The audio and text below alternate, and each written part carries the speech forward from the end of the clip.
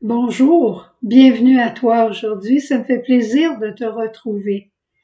Avant qu'on regarde le texte de Béthanie de lundi, j'aimerais simplement revenir sur le message que j'ai fait lundi quand je te parlais de Jésus pendu au bois de la croix, alors qu'il ne pouvait plus rien faire, qu'il a tout fait. Il a accompli l'alliance de miséricorde entre le Père et nous. Il nous a libérés de la mort, il nous a libérés de la culpabilité. Il nous a offert ses paroles comme des chemins de vie. Mais j'ai continué moi-même à prier cette parole et je découvrais la grande fécondité de la passivité spirituelle. La plus grande activité, c'est la passivité spirituelle. S'en remettre complètement à Dieu et lui faire confiance.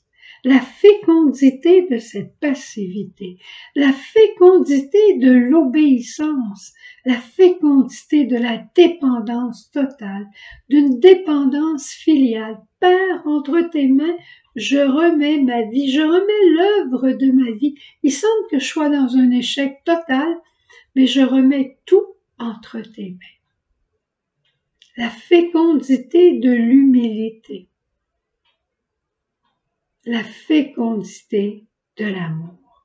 Voilà ce que Jésus a vécu et voilà pourquoi nous sommes réconciliés avec le Père. C'est beau, hein? Continue de prier cette grande passivité de Jésus, ce grand moment d'obéissance et la réponse du Père tout de suite.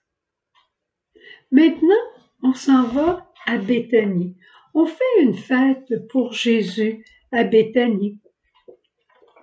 Certains évangélistes disent que ça s'est passé chez Marthe et Marie et ils voulaient remercier évidemment Jésus pour la résurrection de Lazare. D'autres, Matthieu et Marc, disent que la fête s'est passée chez Simon, le lépreux, qui avait été guéri. Mais d'une manière ou d'une autre, que d'avoir été ressuscité, que d'avoir été guéri de la lèpre, dans tous les cas, voilà qu'on fait une fête à Jésus pour le remercier, pour lui dire notre reconnaissance. Déjà, quand Jésus est arrivé là, il devait se sentir accueilli, il devait sentir déjà la bonne odeur de l'accueil, la bonne odeur de l'amitié, de l'intimité, la bonne odeur d'être aimé, d'être désiré. Quand on va chez un ami qui nous aime et qu'on aime, on est toujours heureux. Ça sent bon, qu'importe s'ils sont juste en train de faire cuire des pommes de terre, il y a une bonne odeur qui touche notre cœur. Et puisqu'il est question de bonne odeur, on sait qu'à Béthanie, c'est à ce moment-là que Marie, la contemplative, a versé sur les pieds de Jésus un or, un parfum de grand prix. Elle voulait remercier Jésus. Elle voulait lui dire son amour. Elle a pris ce qu'elle avait de plus beau, de plus précieux pour lui donner. Mais l'amour rencontre toujours l'opposition. Et c'est Judas qui s'était opposé en disant « Pourquoi n'a-t-on pas vendu ce parfum 300 deniers pour le donner aux pauvres ?» Mais est-ce qu'il avait souci des pauvres? Pas vraiment. Saint Jean dirait, non parce qu'il avait souci des pauvres, mais parce qu'il était un voleur et que chargé de la bourse commune, il se servait lui-même à volonté. Saint Jean établit un lien entre la dureté du cœur de Judas et son amour pour l'argent. Et c'est vrai que l'amour désordonné de l'argent, quand on en fait un maître, ça durcit le cœur de l'homme, parce qu'on en veut toujours plus. Alors qu'un cœur tendre veut toujours de plus en plus aimer et vouloir le bien de l'autre.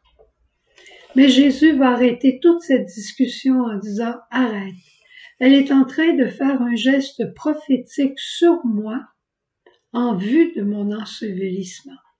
Jésus savait de quoi il parlait. Et on verra Marie encore au tombeau le matin. On la verra arriver avec des aromates pour Jésus encore, parce qu'elle l'aime. Et Jésus n'oubliera pas le geste qu'elle a fait pour lui. Qu'est-ce que nous, on peut tirer de ce texte? Je me suis posé la question de ce texte de l'onction à Béthanie. Jésus veut notre amitié, c'est tout à fait vrai. Il veut notre proximité, c'est tout à fait vrai. Jésus a besoin de toi, il a besoin de moi. Chacun, nous sommes uniques, personnellement, uniques, individuels.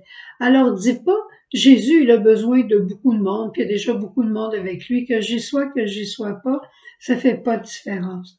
Demande à une maman qui a 10, 15, des fois 20 enfants. Quand il en manque un, est-ce que ça change quelque chose à sa vie? Oui. Et elle te dira exactement qui il manque. Jésus a besoin de toi, de ton amour. Jésus, il est homme. Il a su avoir besoin et demander. Jésus, il est humble. Il a su accueillir l'amour de sa mère au pied de la croix, de Véronique, de Simon, même s'il le faisait en rouspétant. Il a accueilli. Le péché d'Adam et d'Ève, c'est simplement de ne pas avoir accueilli l'amour de Dieu. Ils voulaient eux-mêmes se faire des dieux. Alors, si aujourd'hui, on essayait simplement d'accueillir les événements autour de nous, accueillir les gens qui veulent nous aider, accueillir ce qui nous est offert, accueillir le don de Dieu. Un jour, un évêque est allé dans un marché et il a voulu donner à une dame qu'il trouvait qui était pauvre, il a voulu lui donner quelque chose à manger. Et la dame, en retour, il a donné de l'argent à cette dame, et la dame, en retour, a voulu lui donner un fruit qu'elle avait. Et l'évêque de dire non, non, gardez-le, madame. Et la dame lui a dit, mais monsieur l'évêque, vous ne savez pas l'amour. Vous ne savez que donner comme les riches, mais vous ne savez pas accueillir comme les pauvres. Vous ne connaissez pas l'amour. Au revoir. Passe une belle journée, on se retrouve demain. Jésus.